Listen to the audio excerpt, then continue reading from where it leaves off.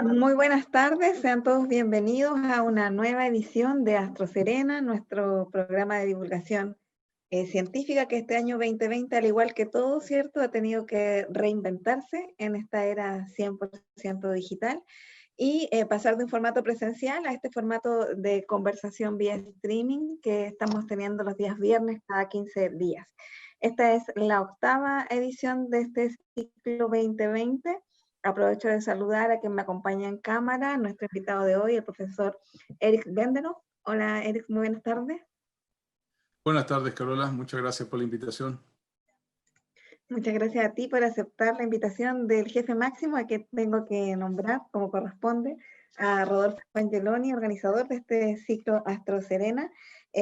Y también aprovechar de saludar, contarte, Eric, que lo que vamos a disfrutar hoy día con tu charla también es posible que llegue a más audiencia gracias a la colaboración que nos presta USTV, la señal de televisión de universidades del Estado, que está haciendo la transmisión en vivo esta tarde de esta conferencia sobre cosmología, el origen y la evolución del universo. Como les contaba, esta es la octava charla de este ciclo y le voy a pedir, como siempre, a nuestra audiencia que comience a saludarnos, que nos cuente quiénes son, desde dónde nos están viendo hoy, cuáles son las inquietudes que tienen, por qué es que les llamó la atención la conferencia de hoy sobre cosmología. Y de esa manera hacemos que la conversación al final de la charla del profesor sea más nutritiva y atractiva y podamos representar los intereses de todos esta tarde.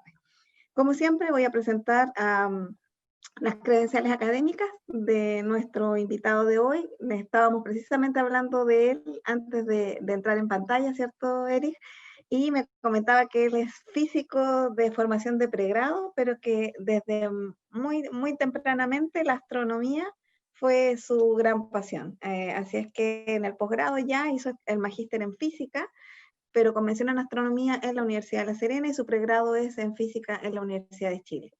Ha hecho un perfeccionamiento, aquí lo voy a leer tal cual, en reducción de datos y análisis de imagen astronómicas en el Observatorio Europeo Austral en Garching, Alemania, y en óptica adaptativa en la Universidad de California en Santa Cruz, Estados Unidos. Actualmente él es profesor, es parte del cuerpo académico de la Universidad de La Serena, particularmente del Departamento de Física y Astronomía.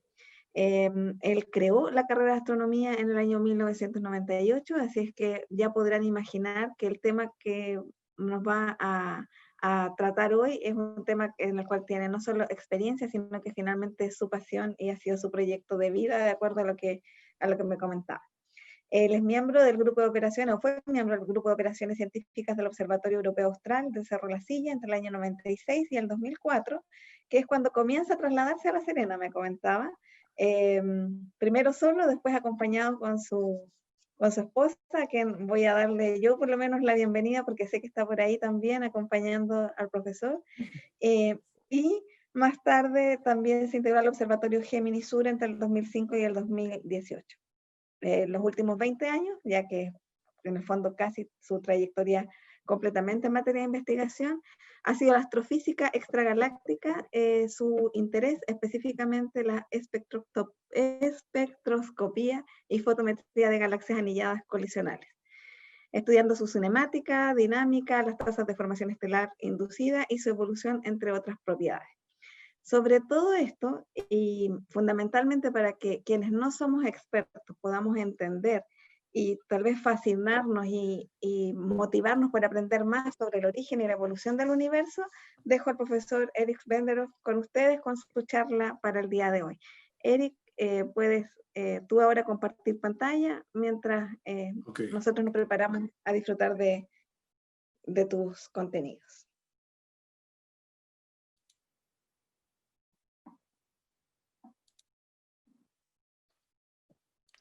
Bien, buenas tardes a todos. Muchas gracias por su presencia y bienvenidos a esta charla. Bueno, sí, voy a hablar un poco sobre el origen y evolución del universo, en las palabras lo más coloquiales posible, digamos. Voy a comenzar con un poco de historia.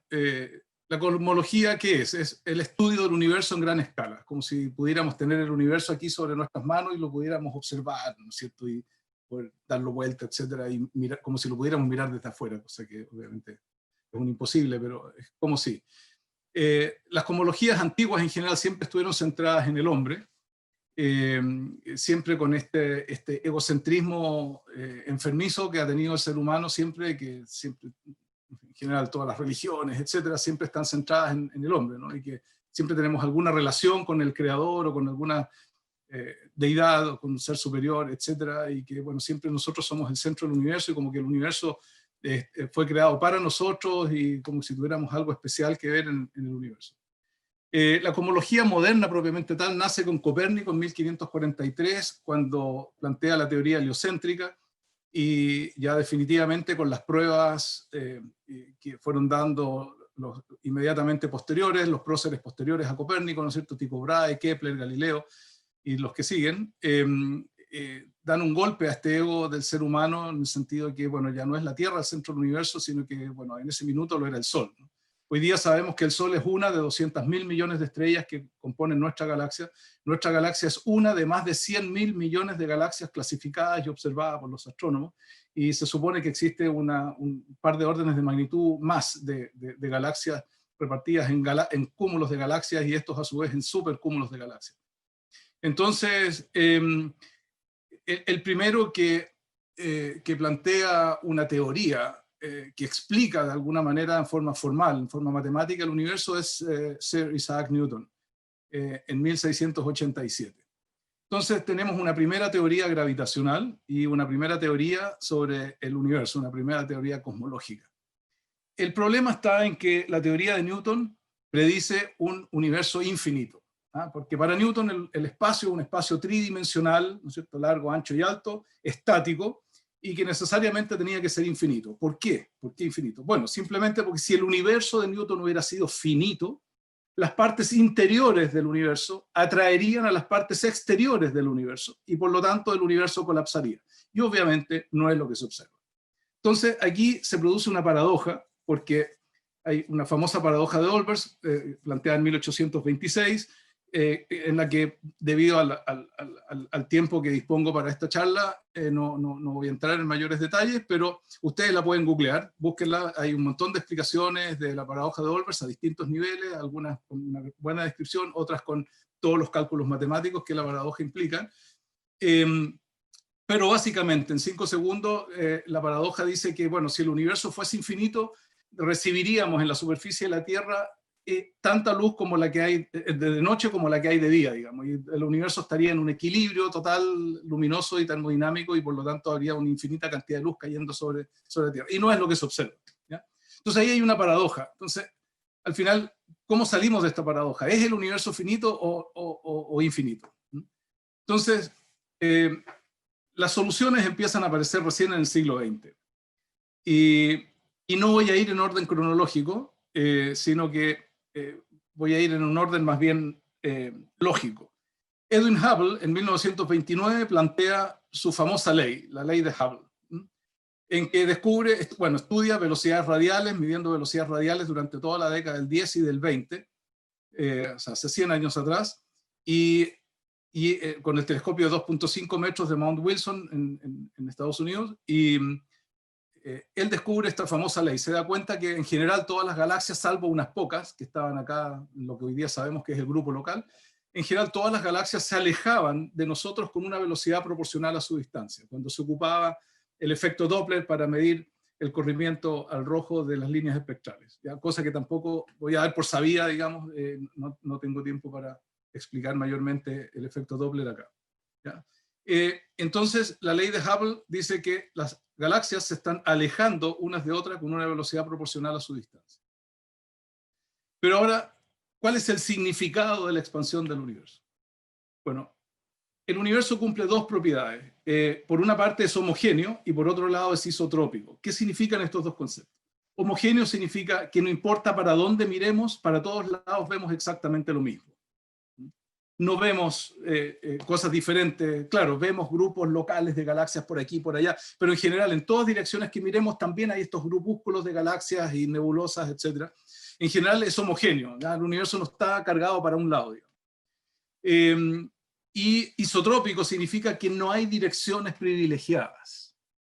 Y eso tiene mucho que ver con la geometría del universo. Entonces, ¿cuál es el significado de la expansión del universo? Entonces, aquí hagamos, como lo hacía Einstein, hagamos un experimento pensado. Si imaginamos que tenemos una sábana blanca, absolutamente plana, extendida, y dibujamos lunares en esta sábana. Imaginemos que en toda la sábana, homogéneamente, en todas las direcciones, colocamos pintas, ¿ya? Y ahora hagamos el siguiente ejercicio. Agarremos esta sábana, que era una sábana plana, ¿no es cierto? Plana. Entonces, este universo es un universo de 2 dimensiones, que tiene largo y ancho, pero no tiene alto, no tiene la tercera dimensión. Por lo tanto, no existe universo ni arriba de la sábana ni abajo de la sábana. El universo es la sábana, y por lo tanto cualquier hormiga que viva en uno de estos lunares, ¿ya? Cada de esos lunares va a ser una galaxia. Entonces, ahí hay una hormiga terrícola, ¿no es cierto?, que la ponemos en un lunar, y si la hormiga quiere viajar a otro lugar del universo, tiene que viajar, no puede elevarse ni ir por abajo, tiene que ir por la superficie, porque ese es el universo. La hormiga no sabe mirar para arriba o para abajo, no existe esa dimensión. Es un universo plano, de 2 dimensiones. Entonces ahora tomemos la sábana y curvémosla en todas direcciones y la transformamos en la superficie de una esfera. Y por lo tanto tenemos un universo que se curva sobre sí mismo, ¿no es cierto? Y la hormiga, y le hacemos la siguiente trampa a la hormiga. Empezamos a inflar esto como si fuera un globo, empezamos a inflar el universo. Entonces, ¿qué le sucede? Este globo, que es una superficie, una esfera, es como la cáscara de una manzana o de una naranja, ¿no es cierto? No hay universo ni afuera de la esfera, ni dentro de la esfera. La hormiga, si quiere viajar de un lunar a otro, tiene que viajar por este espacio curvo de 2 dimensiones, ¿no es cierto? Y va por este espacio curvo y va a ir a otro lugar. Y de hecho, la hormiga, si tiene paciencia y suficiente benzina, va a poder darse una vuelta completa y va a llegar al punto de partida. Por lo tanto, la hormiga concluye, bueno, el universo es finito porque fui capaz de volver al punto de partida. Además, el universo es curvo porque yo viajé en una sola dirección y sin embargo nuevamente volví al punto de partida. Y la hormiga desde su lunar, a medida que el globo se está inflando, empieza a observar con su telescopio y se da cuenta que todos los lunares, a medida que el globo se infla, desde el lunar donde ella está, todos los lunares se alejan con una velocidad proporcional a su distancia. Por lo tanto, esta hormiga llamada Hubble descubre la expansión del universo, descubre la ley de Hubble, ¿ya? Pero ahora, nosotros que somos los dioses de este universo, tomemos con una pincita, tomamos con una pinza a la hormiga y la colocamos en otro lunar.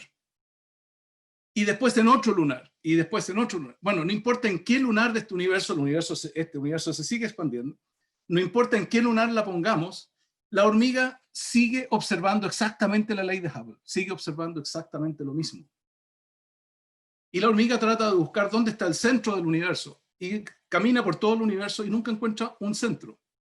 Trata de buscar un borde, y tampoco hay un borde. No se cae por ninguna parte, da toda la vuelta, llega a su punto de partida, y no hay un borde. Por lo tanto, la hormiga, que es muy inteligente, deduce que el universo es finito, porque tiene un radio de curvatura finito y puede dar la vuelta y volver al punto de partida, y además es ilimitado, es finito pero ilimitado, es decir, no tiene límite, no tiene borde, pero sin embargo es finito. ¿Se entiende? Espero que se entienda. Bueno, ahora imaginemos que nuestro universo es un universo tridimensional, donde los ingenieros construyen, ¿no es cierto?, con la plomada en un universo tridimensional. Entonces, nuestro universo es un universo tridimensional de largo, ancho y alto que se curva y se expande en una 4ª dimensión.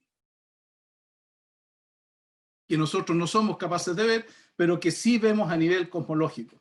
Es decir, con los telescopios uno puede medir el radio de curvatura. Entonces, esta es la explicación de la expansión del universo. Ahora, ¿por qué partí por Hubble? Porque Hubble es el que descubre observacionalmente la expansión del universo y concluye esto en 1929. Pero la explicación teórica ya había sido dada por otra persona. Ahí tenemos a Hubble. No me voy a detener en lo de las variables cefeidas, porque, bueno, justamente ocupando la relación período-luminosidad de unas estrellas variables que se llaman cefeidas, que fue descubierta esta relación por Henrietta Leavitt, una de las grandes mujeres de la historia de la astronomía, a quien le rindo un homenaje. En 1912 se descubrió esta relación entre el periodo luminosidad de la variable cefeida, con la cual se podía determinar distancia. Y entonces acá en este gráfico, a la derecha, ustedes pueden ver la ley de Hubble, ¿ya? Entonces Hubble graficó un gráfico de velocidad de alejamiento de las galaxias en función de su distancia. La distancia está en megaparsec, o sea, en millones de parsec. Un parsec son 3,26 años luz, y un año luz es la distancia que la luz se desplaza durante un año, ¿no es cierto? Entonces, que son del orden de casi 10 billones de kilómetros, 9.465.000 millones de kilómetros. Entonces, aquí tenemos la ley de Hubble, ¿ya? Y bueno, el que explica todo esto, adivinen quién es. Ahí está el tío Alberto saludándolos, una famosa fotografía en que los periodistas le tomaban fotografías y qué sé yo, y él decía, ¿por qué no van a fotografiar a una modelo bonita? ¿Qué quieren que haga? Entonces, por hacer una gracia, entonces le sacó la lengua a los periodistas, pero no por ofenderlos, sino que por hacerse el chistoso. Y bueno, hay una fotografía donde hay una famosa fotografía donde se ve a Milton Humason, el ayudante de Edwin Hubble, a Albert Einstein, a Albert Michelson, en fin, varios cabezones de la época que ayudaron a construir toda esta explicación de cómo funciona el universo en gran escala.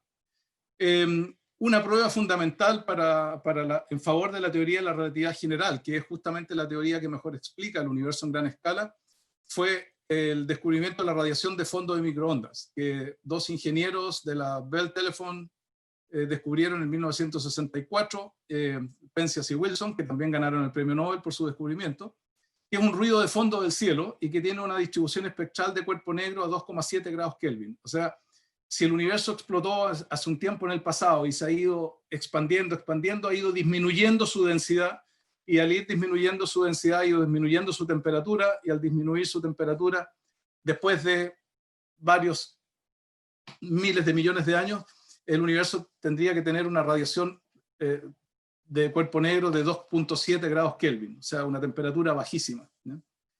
Y esta radiación de cuerpo negro es perfectamente isotrópica, es decir, de acuerdo a las condiciones de este universo en expansión. Y este fue un sustento observacional a la teoría del Big Bang. Esto vino en 1964. La teoría cosmológica de Einstein aparece entre 1915 y 1917 con la corrección de la constante cosmológica de la que ya voy a hablar. Y lo que sucedió fue que el año 1919, un famoso eclipse solar en que Einstein predecía, ¿no es cierto?, que el espacio se curva debido a la presencia de masa, y determinó exactamente, de acuerdo a la intensidad del campo gravitatorio del Sol, cuánto tenía que ser la deflexión del espacio, la deflexión de la luz, pasando tangente los rayos de luz por el campo gravitatorio del Sol. Y en un eclipse solar, una estrellita que estaba justo detrás del disco solar, de acuerdo a la predicción de Einstein, tenía que verse justo fuera, ¿ya? Y este ángulo era exactamente el que Einstein había predicho, 0,40 y algo segundos de arco, ¿ya? Así que una vez más Einstein, con sus experimentos pensados, había solucionado este problema también. Bueno, la teoría general de la relatividad es el sustento teórico para un universo en expansión. Todos los modelos existentes del universo en gran escala están basados en la teoría general de la relatividad, y esta es una teoría paramétrica, es decir, tiene parámetros que son fundamentales y que son los que los astrónomos observacionales tratamos de darle valores numéricos, de tal manera de ir acotando los valores de la teoría. Estos parámetros fundamentales son la constante de Hubble, que tiene unidades de 1 partido por tiempo, el parámetro de desaceleración, es decir, cuál es la tasa de desaceleración del universo debido a la expansión, y el parámetro de densidad, que por ahora lo voy a dejar simplemente como... También tenemos subdensidades dentro de esa definición, densidad del vacío, oscilaciones del vacío, densidad de materia, etcétera, de materia bariónica, en fin. Pero no voy a entrar en ese detalle en una charla tan corta como esta. Entonces, el problema que tiene la teoría de la relatividad es que predice no un modelo único de universo, sino que produce una gran gama de ellos. Y resulta que el universo puede, aquí en este gráfico ustedes ven el radio de curvatura del universo y acá ven el tiempo. Entonces, acá en el instante cero, donde nace la masa, el espacio y el tiempo, en el instante t igual 0, nace el universo, comienza a expandirse y por lo tanto va a una cierta velocidad, pero el universo podía expandirse hasta un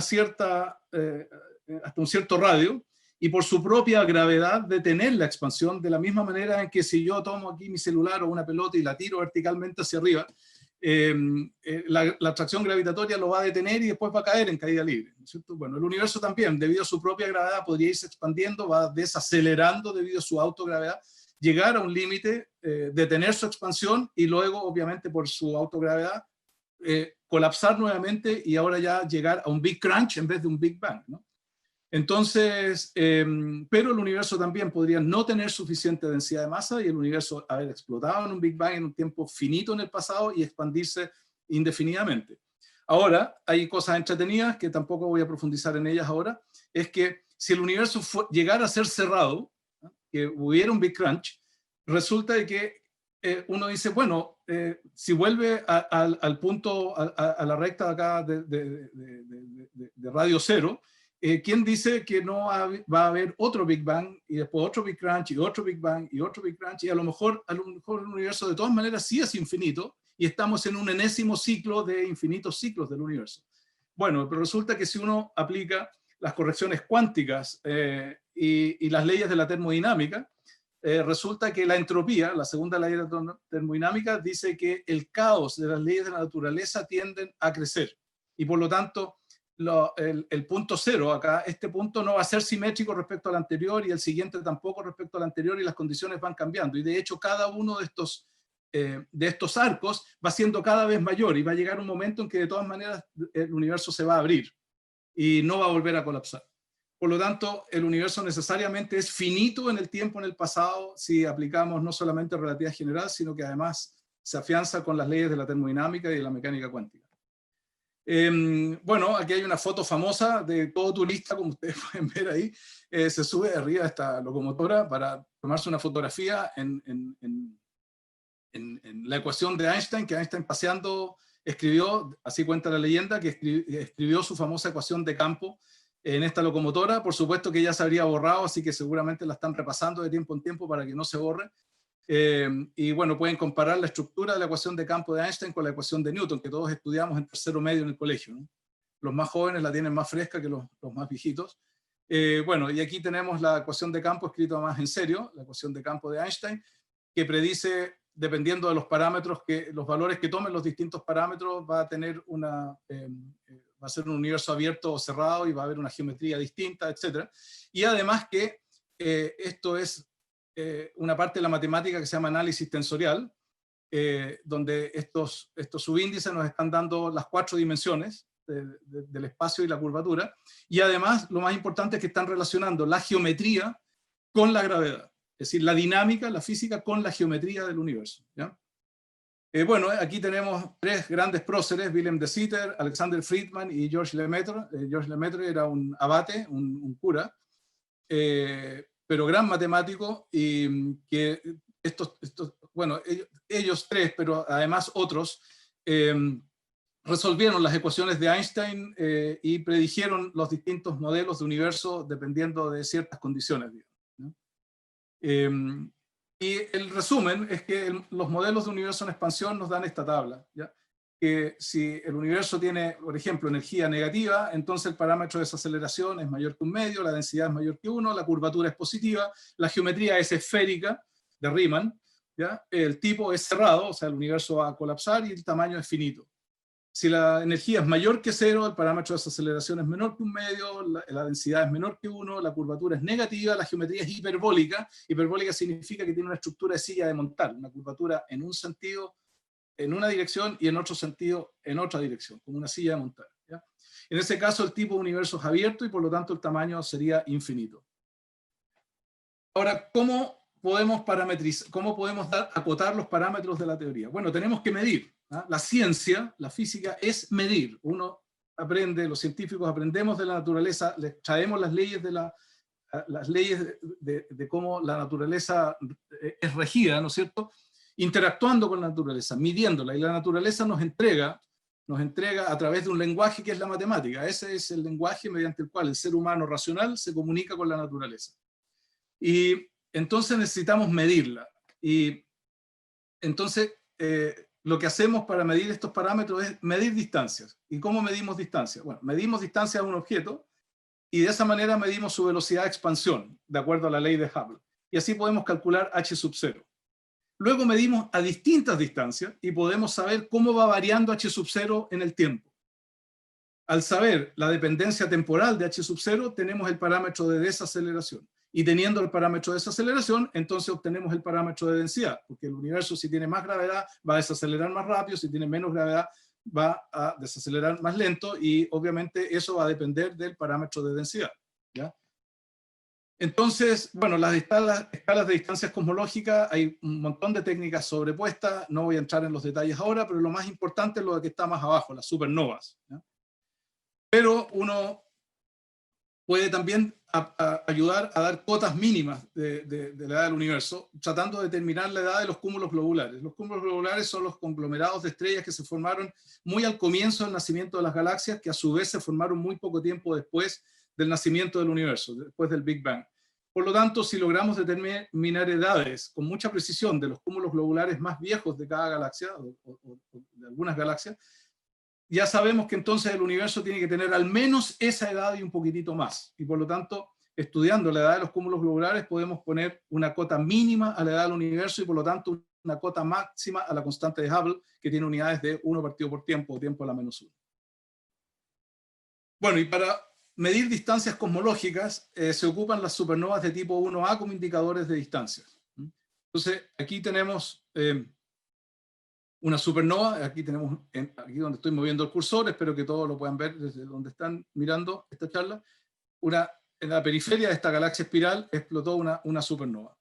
Y las supernovas tienen un máximo de brillo muy característico, y por lo tanto, sabiendo la luminosidad en el máximo, podemos medir su magnitud aparente con un fotómetro y podemos saber cuál es su distancia. Entonces, si se fijan en esta fotografía, todo lo que están viendo en esta fotografía, en esta foto de la izquierda, todas son galaxias. Aquí en esta fotografía no son estrellas. Todo, hasta el puntito más insignificante que ustedes están viendo, son galaxias, pero son galaxias tan lejanas que las estamos viendo como si fueran aparentemente un punto. Y acá entonces tenemos, en este cuadradito chico, tenemos una galaxia, que es esta galaxia que ustedes están viendo acá, en que en un instante se tomó una fotografía, y fíjense que la fotografía aquí está con tanto zoom que se pueden ver incluso hasta los píxeles de la fotografía, ¿eh? Los granitos de la película fotográfica, si ustedes quieren, ¿ya? Y resulta de que de repente aparece en la parte de abajo de la galaxia una cosa muy brillante. Y cuando uno hace un blink es comparar dos imágenes de la misma zona de cielo en tiempos distintos, y entonces uno resta a esta fotografía de arriba a la derecha, le restamos la de arriba a la izquierda, y entonces, como todo está igual, se nos va, y lo único que queda es justamente la supernova. De esta manera se descubren supernovas. Y hubo bueno, aquí tenemos algunas galaxias donde se ven supernovas, ¿ya? Todas galaxias muy lejanas, y las supernovas son estrellas muy masivas que explotan, expulsando al espacio el 80% de su masa, y que pueden ser tan brillantes como varios miles de millones de estrellas juntas, ¿no? En un corto lapso de tiempo. Entonces ustedes ven que aquí explota una supernova en la periferia de esta galaxia, y la supernova es casi tan brillante como el núcleo de la galaxia, donde hay 20.000 o 30.000 millones de estrellas, ¿no? Bueno, aquí tenemos una fotografía de una galaxia hermosa, muy cercana, donde se puede toda la magnificencia y belleza de sus brazos espirales, las regiones de formación estelar, aquí las regiones de hidrógeno ionizado, etcétera, y brazos espirales muy bien ordenaditos, más o menos, alrededor del núcleo. Pero así como las estrellas se agrupan en cúmulos dentro de las galaxias se agrupan en cúmulos también. De hecho, nuestra galaxia, la Vía Láctea, pertenece a un grupo que se llama el Grupo Local, que está compuesto por casi 60 galaxias alrededor donde nosotros somos la segunda más grande, la más grande es Andrómeda, 2,5 veces más grande que la nuestra. Y aquí se ve el famoso quinteto de Stefan, que en el fondo, bueno, hay una galaxia que no tiene nada que ver con las otras cuatro, pero aquí hay 4 galaxias que están ligadas gravitacionalmente. Ustedes ven cómo se están deformando los brazos espirales donde está el material liviano de las galaxias debido a la interacción entre ellas, ¿no? Y estas galaxias van a colapsar y van a fusionarse en una gran galaxia elíptica en un futuro relativamente lejano. Pero acá en esta fotografía, todo lo que ustedes están viendo en esta fotografía son galaxias, salvo la estrella brillante que está acá arriba, dado que el sistema solar no está en el borde de la galaxia, sino que estamos metida un poquitito hacia adentro de la galaxia, a un tercio del borde respecto al centro de la galaxia. Entonces, cuando miramos galaxias lejanas, se nos cuelan algunas estrellitas que están en la línea visual, ¿no es cierto?, dentro de nuestro vecindad solar. Entonces, se nos cuela aquí una estrella muy brillante que es una estrella de la vecindad solar. Entonces, obviando esa estrella, todo lo demás que ustedes están viendo acá son cúmulos de galaxias y cúmulos de galaxias lejanos. Y este efecto que ustedes están viendo acá son los famosos arcos de Einstein, o a veces cruces de Einstein, que no son otra cosa que la deflexión de la luz. Aquí hay un campo intensísimo gravitacional debido a un cúmulo de galaxias extremadamente denso, y la luz que viene desde detrás en la línea visual de galaxias aún más lejanas, cuando pasa tangente por este campo gravitatorio tan intenso, se deflecta y forma estos arcos. Otra predicción de la teoría de la relatividad general que Einstein lamentablemente murió al año 55 y no logró ver, ¿ya? No había tecnología fotográfica a este nivel para ver una fotografía como esta en la década del 50. Entonces, un famoso proyecto, el proyecto Calanto-Lolo, a comienzos de los 90, en que hizo una calibración de distancias midiendo supernovas en galaxias cada vez más lejanas. Y entonces, el proyecto Calanto-Lolo replicó la ley de Hubble en fíjense que acá está al revés respecto al gráfico que mostré hace varias diapositivas atrás, que era velocidad versus distancia. Acá está ahora distancia versus velocidad, por lo tanto la constante de Hubble está acá abajo, no arriba. Y se replica la ley de Hubble. ¿Se fijan? Acá está la observación, la velocidad de recesión. Fíjense que estamos llegando hasta 30.000 kilómetros por segundo en este gráfico, ¿ya? O sea, una velocidad extremadamente alta, es un 10% de la velocidad de la luz. Y se llega a una gran distancia en millones de años luz, ¿ya? Sobre los 1.500 millones de años luz. Y se replica la ley de Hubble bastante bien. Sin embargo, cuando otros observadores tomaron este patrón de calibración, que fue el programa Calanto-Lolo, donde había astrónomos norteamericanos y chilenos involucrados, ahí está Mark Phillips, Nick Sánchez, Mario Muy, José Massa, y algunas otras personas como Luis Eduardo González, Marina Wisniewski, en fin, mucha gente trabajó en este proyecto desde Chile. Resulta de que ellos ocuparon, acá está en este gráfico, ustedes pueden ver el mismo gráfico anterior, que es el survey de Calanto-Lolo, pero resulta que dos grupos, Rees et al. El año 98 y Perlmutter el año 99, ocuparon el proyecto Calanto-Lolo para calibrar las observaciones de ellos que estaban en la parte más lejana del universo, y se encuentran con esta gran sorpresa, que resulta que a mayor distancia, la curva, en vez de ser una línea recta, se empieza a curvar hacia arriba. Este gráfico empieza a curvarse hacia arriba, lo cual significa que las galaxias se están alejando. Mientras más lejos están, se están alejando con una velocidad mayor.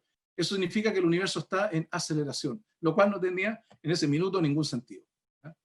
Entonces, un resumen, ya estamos llegando al final de la charla. Aquí tenemos un diagrama que ustedes lo pueden googlear. Este es un diagrama súper conocido que está en un montón de páginas web, en todos los departamentos de astronomía, en las páginas web de las universidades, este gráfico, donde se ve se grafica el Big Bang acá abajo, y donde acá están las grandes teorías, todas las cuatro tipos de interacción que hay en la naturaleza, ¿no? La interacción nuclear fuerte, interacción nuclear débil, interacción electromagnética y la interacción gravitacional, están unificadas.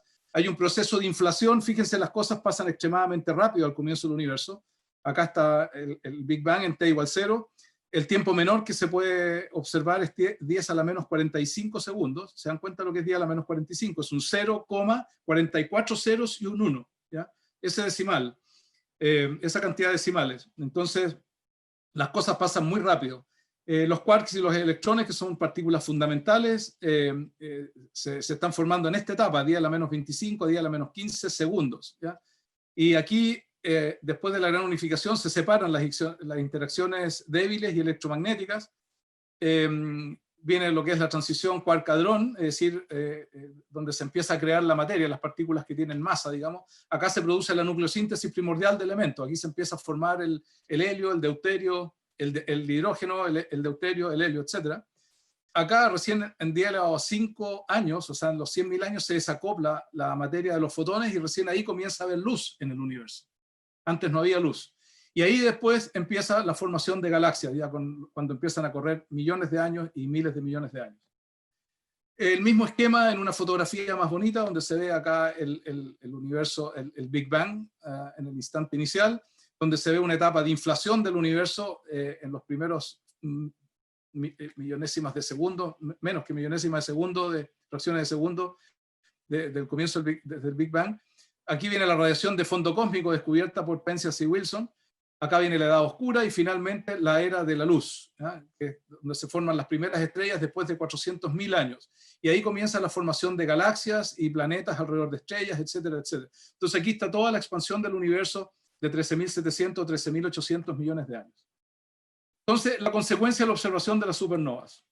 El universo está en aceleración y la expansión continuará para siempre. También implica que existe un nuevo tipo de fuerza que es antigravitatoria en la naturaleza y que se suma a las 4 fuerzas fundamentales. La gravitación es una fuerza de tipo implosiva, ¿ya? Es decir, tiene signo negativo. En cambio, la interacción electromagnética es positiva o negativa, dependiendo si las cargas se atraen o se repelen, dependiendo de su signo, ¿ya? En cambio, la gravitación es solamente implosiva. Pero sin embargo, acá hay algo que no tiene que ver con los otros tres tipos de interacciones, pero sin embargo es antigravitatoria, ¿ya? Y que se sumaría a las 4 fuerzas fundamentales que les describí hace unos pocos minutos. La cantidad de energía asociada a esta fuerza constituye aproximadamente el 70% de toda la energía del universo y por hoy día se denomina todavía energía oscura, que no es un buen nombre, pero mientras no le pongan un nombre más apropiado, por ahora todavía se llama energía oscura. La composición del universo sería aproximadamente, estos números van cambiando, así que son aproximados. Habría un 70% de energía oscura conformando todo el universo, un 26% de materia oscura, que no es lo mismo que la energía oscura, y solamente un 4% de la materia ordinaria. La materia ordinaria es todo lo que vemos, todas las galaxias, el Sol, la Tierra, nosotros, nuestro cuerpo, que nos podemos tocar con átomos, ¿no es cierto? Bueno, todo lo que vemos del universo es simplemente el 4% de todo lo que existe en el universo. Lo demás no lo vemos porque está distribuido entre materia oscura y energía oscura.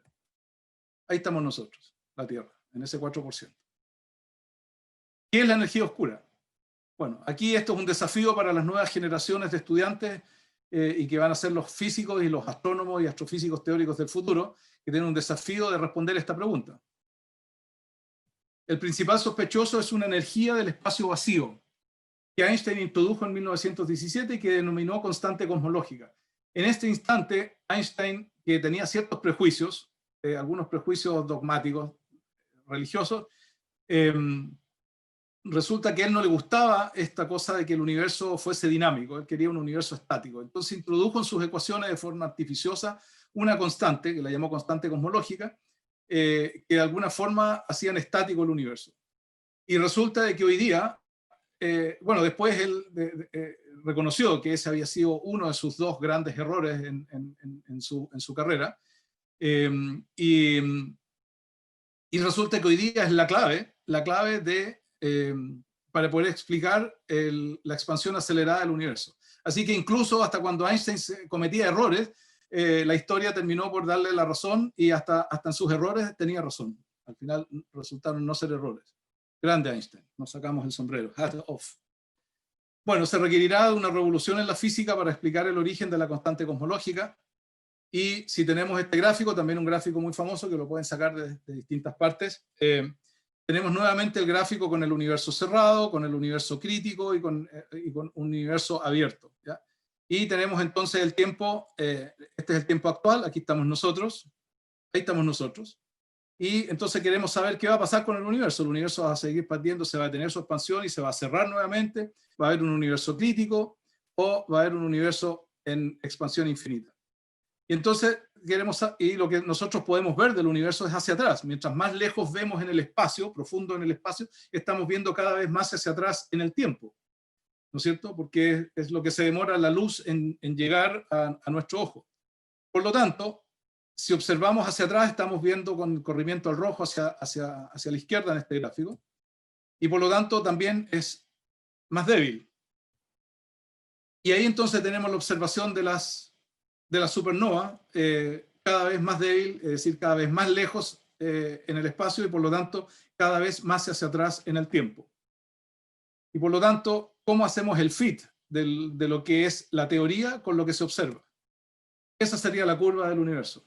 El universo nació hace aproximadamente casi 14.000 millones de años atrás, comenzó a expandirse aceleradamente en un comienzo, luego la gravitación tomó las riendas del control del universo, el universo comenzó a desacelerar debido a su autogravedad, y en algún instante el universo comenzó a acelerarse nuevamente y el universo está en un proceso inflacionario que no se ve cómo pueda contraponerse a esa inflación y por lo tanto el universo se va a expandir para siempre, lo cual significa que estamos en un universo infinito y en un universo infinito hacia el futuro, finito en el tiempo hacia el pasado, que nació en un instante dado hace aproximadamente 13.800 millones de años.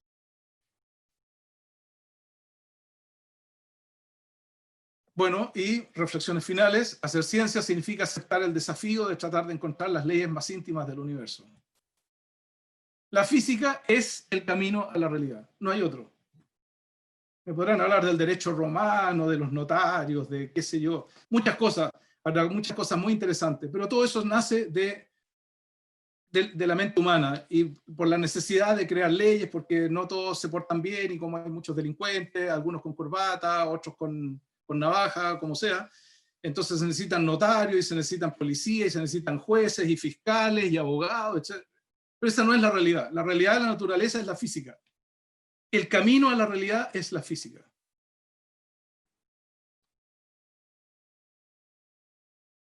Bueno, y finalmente, hacer ciencia y buscar las leyes que rigen la naturaleza es lo más sublime, lo más elevado que podemos hacer como seres racionales. Muchas gracias. Gracias, Eric. Ha sido una sesión bien interesante. Así lo muestran por lo menos nuestra audiencia, que ha estado activamente saludándote en el chat de YouTube, pero también haciendo algunas preguntas que vamos a comentar ahora. Te voy a pedir que puedas dejar de compartir la pantalla para que Listo. te puedas ver con mayor claridad. Y bueno, comentarte algunas de las personas que te están saludando, harto estudiante, harto discípulo del profesor, que además encuentra que eres el mejor profesor de astronomía que han tenido. Te voy a dar algunos de los nombres para que te sientas acompañado. Te saluda Siria Lima, Pedro Ojeda, que es un funcionario de Aura. También Jorge Muñoz dice que él está desde Talaganta acompañando esta charla y que su amiga Dalma Valenzuela lo invitó y se sumó entonces a la audiencia. Julio César Poblete también está viéndote desde la cuarentena en casa. Katz Hernández, que es estudiante de licenciatura en astronomía, probablemente tu alumna. Luis Eduardo Tamblay Varela, que es profesor o docente del departamento. Francisco Javier López, Macarena Órdenes, también estudiante. Saludos, profe Eric, dije, el mejor profesor de astronomía general. Abelardo Campaña. Porque no hay otro. Fran Wood. Pero bueno, toma el piropo. Cristiano Oliva, mira, él está desde Tunquén, qué rico, ¿cierto? Él ha disfrutado de la charla desde ese bello lugar. Y un saludo especial de Macarena Wenderot, ¿te suena? Sí, mi hija adorada, mi hija menor. Eso dice, mira. Y te voy a leer lo que dice, hola papá, saludos y felicitaciones por tu charla. Atenta, escuchando. Así que ella fue la audiencia más activa esta tarde. Voy a leer rápidamente a 500 kilómetros de acá. Rojas. ¿Dónde está? ¿Dónde? En Santiago. En Santiago. Mi hija mayor ¿En dónde? En Pichilemu. Ella es profesora básica en Pichilemu. Les mando un besito a mis dos hijas. Qué bueno, tiene puras mujeres lo acompañan, veo, ¿eh? La señora y las hijas. Pero aquí ya Max Avans, y voy a leer un par más, pero voy a darle pie a las primeras preguntas. Aquí Joaquín Becerra pregunta, ¿qué modelos contemporáneos hay acerca del universo? Y si hay evidencia experimental que potencialmente descarte una u otra teoría. Y de no existir nada en esa dirección, si se espera alguna teoría en los próximos años? Son 3 preguntas en una. Sí, muy interesante pregunta. Resulta de que yo dije al comienzo, casi al comienzo de la charla, que la teoría de la relatividad general de Einstein es la teoría que mejor explica el comportamiento del universo en gran escala. Como han surgido durante las décadas posteriores, han surgido varias teorías alternativas, varias. El problema está en que la única consistente que sigue existiendo, porque no se le encuentra ninguna pifia por ningún lado, por más que se le trate de buscar alguna debilidad, es la teoría de la relatividad. Todas las demás teorías alternativas que han tratado de surgir se caen en alguna parte. Se caen en el estudio de la métrica. Bueno, a nivel de esta charla no hablé de la métrica, ¿no? Pero hay distintas métricas. Normalmente la que se ocupa es la métrica de Robertson-Walker, que es la más usada en relatividad general, pero existen otras métricas. Y a través de esas otras métricas se formularon otras alternativas de teoría de explicar el universo en gran escala, y todas fallaron, todas han fallado. La única que sobrevive es la primera de todas, que es la de Einstein, y que no tiene por dónde caerse. El único inconveniente que todavía existe es que cuando uno extrapola hacia atrás en el tiempo y trata de estudiar con relatividad general los instantes más cercanos al Big Bang, resulta que la teoría de la relatividad empieza a mostrarse un poco débil, en el sentido que se necesita considerar los otros tipos de interacciones. Por eso es que mostré el gráfico de la expansión desde el Big Bang hasta nuestros días. Y cuando uno va a las fracciones de segundo iniciales del universo, es necesario considerar los aspectos cuánticos y considerar los 4 tipos de interacciones, y por lo tanto se necesitaría construir una teoría cuántica de la gravitación que está muy lejos de ser construida, y es por el orden de magnitud que tienen los distintos tipos de interacciones. Entonces, esa sería una primera respuesta a esa pregunta. Pedro Sangüesa también nos pide si puedes profundizar en el concepto de materia oscura, este 26%, ¿no? Que es lo que tú nos mostraste.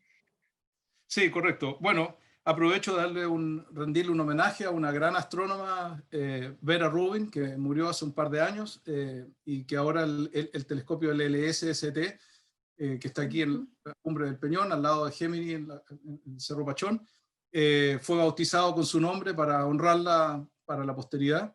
Vera Rubin hizo trabajos durante décadas, dedicó su vida a justamente estudiar la dinámica de nuestra galaxia y otras galaxias, y justamente elaboró los modelos de rotación galáctica, y se pudo determinar que las galaxias tienen, para poder explicar la dinámica de la galaxia, necesariamente tiene que haber mucho más masa gravitando, y esa masa no está en el interior de la galaxia, sino que está en las partes periféricas. Y por lo tanto, en la década del 80 se predijo la existencia de una corona galáctica, en el caso de nuestra galaxia, la corona galáctica. Y esta corona galáctica podría estar conformada por hoyos negros, que posiblemente parte de la explicación de la materia oscura sea un contenido de hoyos negros que se formaron en la nube protogaláctica inicial, cuando se formó la galaxia.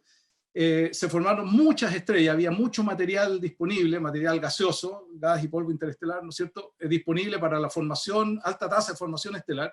Se tienen que haber formado muchas estrellas muy masivas que vivieron muy poco tiempo, ¿no es cierto? El tiempo de vida de las estrellas es inversamente proporcional a la masa con la que se forman, y por lo tanto deben haber explotado como supernova muy al comienzo del colapso de la nube protogaláctica que dio origen a la galaxia. Y entonces tiene que haber muchos, posiblemente, hoyos negros. También debe haber muchas enanas café, son estrellas que no alcanzan a formarse, que no alcanzan a llegar a la secuencia principal. Son estrellas enanas, o planetas gigantescos, pero no alcanzan a ser estrellas, y por lo tanto solo gravitan, pero no emiten energía. Y también muchas enanas blancas que deben haberse enfriado ya y que tampoco están emitiendo luz. Pero además, la materia oscura podría estar conformada por partículas subatómicas, y aquí entra a tallar la física de partículas extrañas que aún no hemos descubierto y que no logramos explicar qué densidad, cómo se reparten, ¿no es cierto?, en la periferia de la galaxia para ponerle tanta materia al universo. Tienen que ser obviamente partículas masivas, digamos. Así que bueno, eso sería un poco la explicación de la materia oscura, entre partículas extrañas que aún no conocemos y hoyos negros y otro tipo de materia fría de estrellas muy, muy evolucionadas que ya murieron. Durante la charla, uno de los apuntes que tengo aquí dice que para ti, para los físicos, para los nuevos astrofísicos, quienes están hoy día en formación, la energía oscura es la clave o sería una de las claves que podría explicar la expansión acelerada del universo. ¿Por qué lanzas ese desafío? ¿Qué es lo que tú observas y que dices, ok, atención, nueva generación de astrónomos y físicos? Porque ahí pudiese haber algo interesante que desarrollar. Bueno, lo que pasa es que el descubrimiento de la aceleración del universo, de que estamos en un universo en una etapa inflacionaria, requiere construir una nueva física, porque la energía oscura, o como se llame, este es el nombre que tiene ahora, que a lo mejor no es muy apropiado, pero bueno, esta cosa misteriosa que se opone a la gravedad, que tiene un signo contrario a la gravedad, y que más encima le está ganando el gallito a la gravedad, porque el universo está acelerando,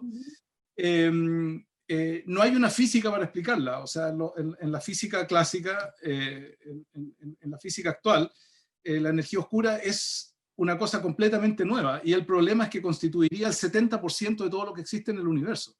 Por lo tanto, tenemos que construir una física nueva, y para eso se necesitan nuevos próceres que van a salir de las nuevas generaciones, porque ya a los más viejos ya se les pasó el cuarto de hora, digamos. Normalmente todos los premios Nobel generaron sus ideas antes de los 30 años. O sea, Einstein publicó su teoría de la relatividad a los 26, Werner Heisenberg, principio de septiembre, a los 27 años, etcétera, etcétera. El más viejo de todos los grandes físicos que ganaron el premio Nobel fue Max Planck, digamos, que hizo su descubrimiento a los 40 años.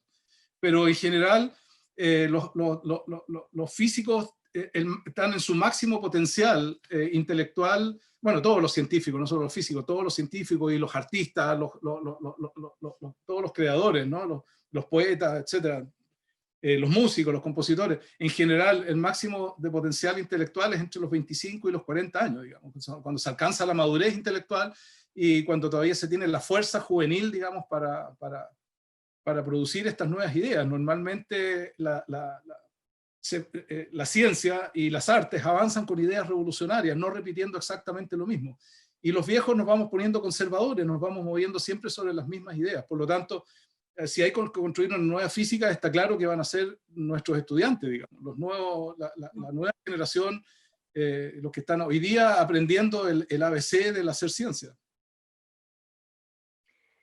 Tengo aquí una nueva pregunta. Sergio dice sobre los hoyos negros. ¿Son un vacío o son otra cosa? Bueno,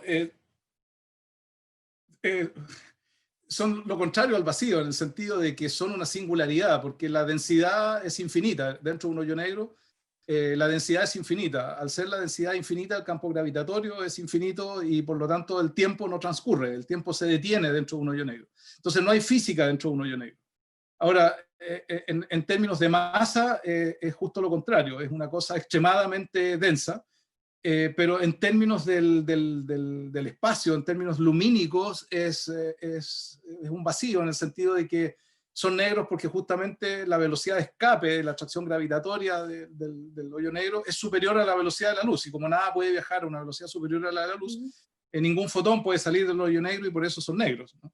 Lo que uno ve del hoyo negro son la materia que está siendo atraída por el campo intenso, el campo gravitatorio del hoyo negro, y que empieza a caer en espiral y se acelera a velocidades relativistas y emite, por lo tanto, radiación de alta energía. Y de esa manera podemos ver el hoyo negro, entre comillas, ¿no es cierto? Porque vemos la materia que está cayendo en torno al hoyo negro. Por ejemplo, hay un hoyo negro gigantesco central que tiene del orden de 3.8 millones de masas solares, 3.8 millones de veces la masa del Sol, y que ocupa medio parsec de diámetro en el centro de nuestra galaxia, por ejemplo. Y uno puede observar cómo la materia está siendo tragada por este hoyo negro, la materia que está circundando el núcleo de la galaxia. Te hago una nueva pregunta, dice Claudio Salfate. ¿Hay estudios que puedan ir tras la demostración hipotética de que así como existen agujeros negros, existan agujeros blancos? Bueno, ahí ya empezamos con las ficciones matemáticas. Efectivamente, con matemáticas uno puede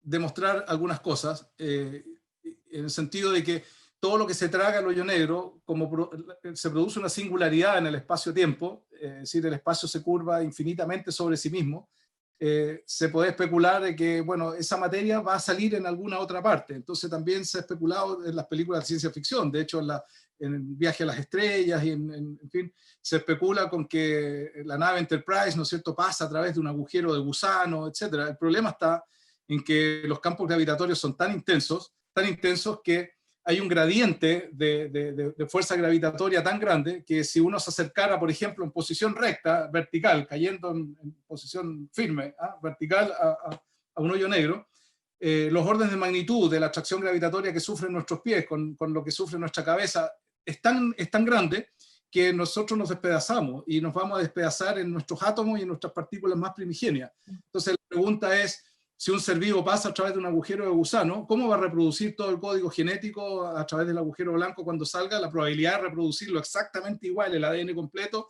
es imposible. O sea, la probabilidad de eso es imposible. Entonces, una cosa es la ciencia ficción y otra cosa es la realidad, digamos. Mira acá una pregunta sobre el último gráfico que mostraste, particularmente la curva, ¿cierto?, que estaba en rojo, y dice, ¿por qué se concluye que esa curva hacia el futuro si solo se cuentan con datos hacia el pasado? Bueno, es una proyección de lo que en este minuto está pasando y que no vemos una manera de cambiarlo. O sea, no vemos cómo se pueda cambiar si la pendiente de esa curva, tendríamos que cometer un prejuicio. O sea, no tenemos de dónde inventar una física en este minuto para hacer que la inflación se detenga y empiece a ganar la gravedad nuevamente el gallito. No hay cómo. O sea, simplemente así como vamos hacia atrás en el tiempo, estamos extrapolando hacia adelante en el tiempo. Es cierto que hacia atrás, tiene razón el auditor, tiene razón, es que hacia atrás podemos comprobar cosas, porque estamos observando con nuestros telescopios, y mientras más lejos observamos, estamos observando cada vez más hacia atrás en el tiempo. Y no podemos observar hacia adelante, obviamente, ¿ya?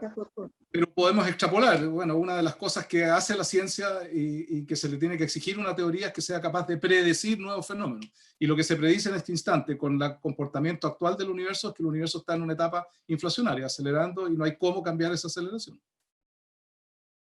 Lo demás serían especulaciones. Mira, aquí acaba de llegar una pregunta que probablemente sea la última y que me encanta porque ya nos lleva a conectar tal vez con tu parte más vocacional. Y dice, ¿cuál es la inspiración o su inspiración para seguir enseñando y haciendo ciencia? Esa pregunta la formula Diego Hurtado, que tal vez lo conoces, no lo sé. Sí, por supuesto, estudiante pero de antes de primer darte todos los año. saludos y felicitaciones. Sí, Mira. Diego, estudiante de primer año de licenciatura en economía, es alumno mío en primer semestre. Un buen alumno. Linda pregunta entonces. Sí, ¿Qué bueno. es lo que te inspira? ¿Por qué sigues con esta pasión? Y yo lo leí en el entre líneas de la charla cuando los desafiaste, ¿no?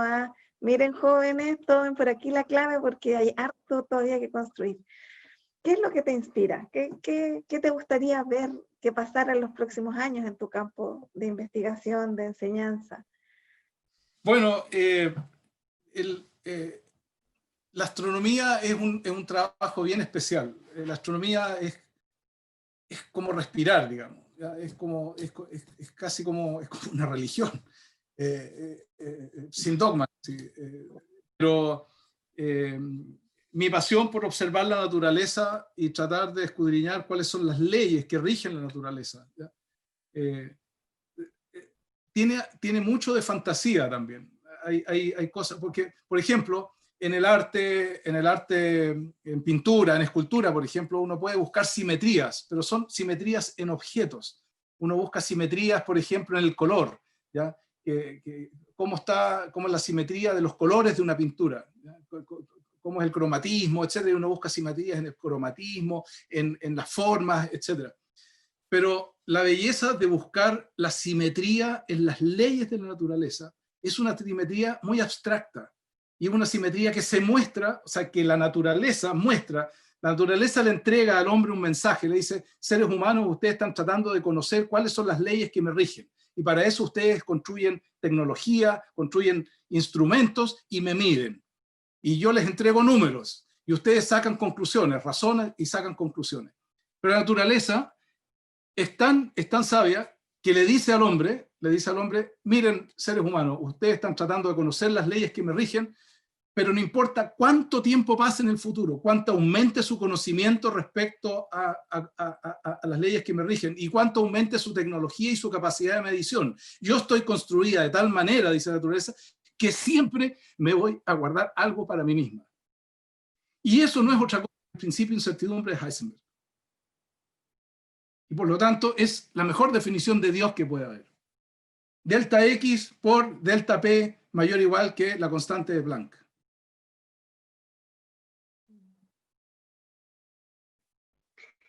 Y entonces, si esto es así, hay trabajo y necesitamos ciencia para muchísimo, muchísimo rato, porque finalmente nunca, es como el principio, creo que tú lo llamabas en uno de tus escritos, la singularidad, como que uno nunca lo alcanza, ¿no? Como que está ahí, como que quieres escudriñar, que estás entendiendo algo, pero finalmente vuelve a desplazarse y vuelve a desplazarse y vuelves a tener nuevos límites para conocer y entender.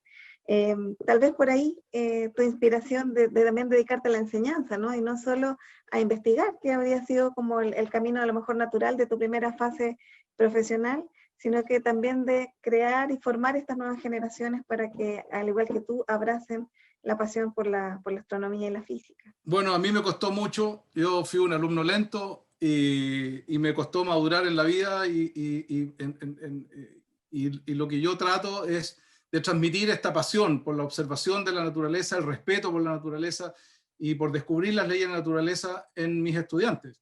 Y la juventud es la que tiene que abrir los ojos, y en vez de estar quemando iglesias y destruyendo monumentos y etcétera, etcétera, y comportarnos como seres prehistóricos absolutamente irracionales, el camino a la realidad va a través de la física, a través del conocimiento, y eso lleva a una espiritualidad distinta. Por eso dije que este trabajo es casi como una religión. Entonces, y siempre le hago mucho hincapié a mis estudiantes. Yo aquí les voy a enseñar física, les voy a enseñar astronomía. Lo más importante que yo les voy a inculcar es la ética, porque sin ética no hay profesionales, no hay ciencia, no hay nada. La ética está antes que cualquier ciencia, que cualquier matemática, que cualquier filosofía. La ética es lo fundamental. Ok, Eric, nos quedamos con esa conclusión entonces, y con esa invitación también. Agradecerte la disposición, el tiempo y las ganas con las que has preparado este material. Le comentamos a nuestra audiencia, tanto de U Serena, nuestro canal YouTube, como a quienes nos están acompañando en USTV, que esta charla queda a disposición, ¿cierto? On demand en el canal oficial de la Universidad de La Serena en YouTube. Para quienes también nos estaban preguntando si era posible acceder luego al contenido, porque no todos pueden conectarse de manera sincrónica. Así es que, al igual que todo el ciclo de Astro Serena 2020, las charlas están en este repositorio y pueden volver a ellas las veces que sea necesario. Eric, un gran abrazo, muchas gracias por la conversación y espero que lo hayas disfrutado al igual que todos nosotros. Sí, lo disfruté mucho, lo pasé bien, afortunadamente. Así que gracias por la invitación y por la ocasión de poder hablarle a la juventud. Y saludos a todos mis alumnos. Los quiero mucho a todos. Qué bueno, yo creo que ellos también, pues están súper emocionados. Y le vamos a dar las gracias a quienes permiten que nosotros conversemos aquí, a Tomás, que es nuestro director y que está en el switch y que nos dice, estamos en el tiempo, y a Patricia Castro, que es nuestra colega de la Dirección de Comunicaciones también, que hace la preproducción y también facilita, ¿cierto?, que nuestros conferencistas lleguen a este espacio con los materiales y con la confianza de que vamos a poder llegar con el mensaje adecuado. A nuestra audiencia, muchas gracias, a todo el equipo de comunicaciones, a Rodolfo Angeloni desde Italia, que también siempre nos acompaña y nos incita a ir mejorando programa a programa. Así que muchas gracias y nos vemos el viernes en 15 días más, con ya la penúltima charla del ciclo. Nos queda poquito, nos quedan solo 2, así es que esperamos contar con su fiel audiencia. Buenas tardes. Y un beso a mi señora que está acá al lado mío. Que presente a la señora. No. Me da vergüenza decir. Ya, pero al menos el nombre, digamos el nombre. Victoria Rodillo. Ya, Victoria, un gusto ahí en la sombra. Muchas gracias por la compañía y porque también estuviste detrás, ¿cierto?, de que estas charlas resultaron éxito. Un abrazo a ambos, a las hijas y a toda la audiencia. Buenas tardes. Un Ahora sí, abrazo a nos ustedes. despedimos. Gracias.